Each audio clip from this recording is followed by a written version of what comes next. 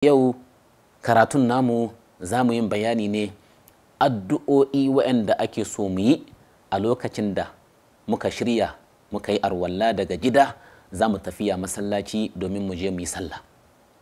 Masallaci mu sani ɗaki ne na Allah, masallaci mu sani wuri ne na ibada, don haka ana so a lokacin da mutum zai tafiya masallaci, mutum namiji ka ƙoƙari ka shirya arwallan nan taka ka yi arwalla mai kyau, sannan kuma tufafin naka su zamanto tufafi masu kyau, sannan jikinka ya zamanto jiki mai kyau, ka zamanto kana da tsafta, ka zamanto kana da kyau, ka zamanto ba wani ƙazanta, ba wani wari, ba wani datti a jikinka.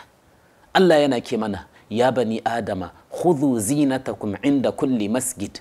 Allah yake ya ku diyan annabi Adam gaba ɗayanku a duk lokacin da za ku tafiya masallaci domin ku je ku yi ibada, domin ku je ku yi sallah, to ku shirya, ku sanya tufafi masu kyau, kuma kanku ku zamanto masu kyau. Kakka tafi masallaci kana da salte kana da dauɗa, kakka tafi masallaci da riga mai dauɗa, kakka je masallaci da tufafi masu wari. In za ka tafiya masallaci Allah yake a gaya ma ka sanya tufafi masu kyau. Khudhu zinatakum, ka sanya tufafin ka waɗanda suke masu kyau, tufafin da suka fi kowanne tufafin ka kyau.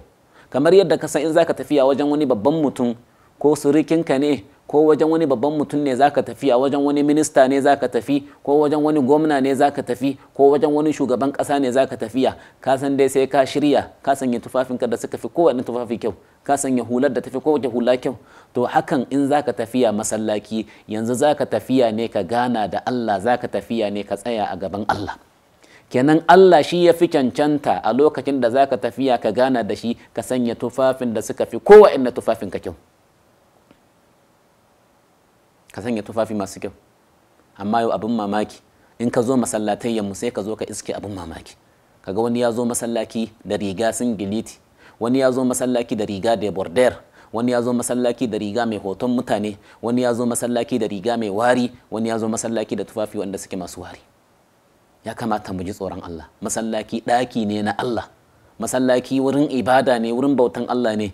In za mu tafiya masallaci, jama'ar musulmi, mu sanya tufafi masu kyau. Sannan kai namiji in za ka tafi masallaci ka sanya turare, ka shigo masallaci kana kamshi, ka shigo masallaci ba wani ƙazanta, ba wani wari, ba wani datti a jikinka a ko'ina.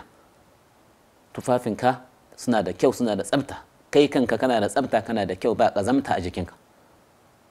Ka shigo masallaci, masha Allah, iskanka yana da daɗi, domin za ka ganawa ne da Allah, za ka tsayawa ne a gaban Allah, za ka tsayawa ne a gaban Ubangijinka Allah.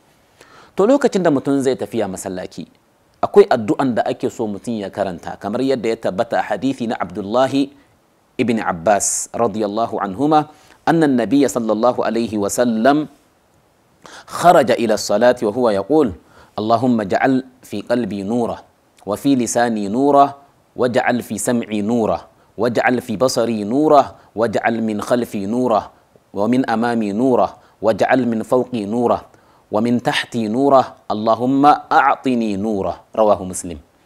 عبد الله بن عباس sahabi daga cikin sahabban manzon Allah sallallahu alaihi wasallam yake, manzon Allah sallallahu alaihi wasallam idan ya fito daga gidansa zai tafiya masallaci yana karanta wannan addu'a, yana cewa Allahumma, ya Allah, ij'al fi qalbi nura, ya Allah ka sanya haske a cikin zuciyata, Allah ka sanya haske a cikin zukiyata. Wa fi lisani nura, hakan kuma Allah ka sanya haske a cikin halshena. Waj'al fi sam'i nura, a cikin jina Allah ka sanya haske. Waj'al fi basari nura, Allah ka sanya a cikin ganina haske. Waj'al min khalfi nura, ya Allah ka sanya a bayana haske. Wa min amami nura, a gabana kuma Allah ka sanya haske. Waj'al min fawqi nura, Allah ka sanya haske a samana. Wa min tahti nura, a ƙasa na ma Allah ka sanya haske. Allahumma a'tini nura, ya Allah ka bani haske. Wannan ita ke addu'an da ake so mu rinka karantawa jama'ar musulmi a lokacin da za mu tafiya masallaci. Kada ka zo za ka tafi masallaci ba ka san addu'an da ake karantawa ba. Yi ƙoƙari ka san wannan hadithi, wannan addu'a wadda manzon Allah yake karantawa idan za ya masallaci.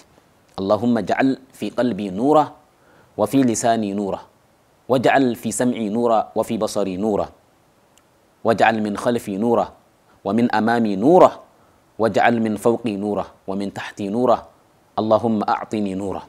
Ka karanta wannan addu'a dan uwana a lokacin da ka shirya daga gidanka zaka tafiya masallaci domin ka je kai ibada, domin ka je kai sallah, sallan asuba, sallan azhar, sallar la'asar, sallar magariba, sallar isha'i. Duk lokacin da zaka tafiya masallaci ka rinka karanta wannan addu'a.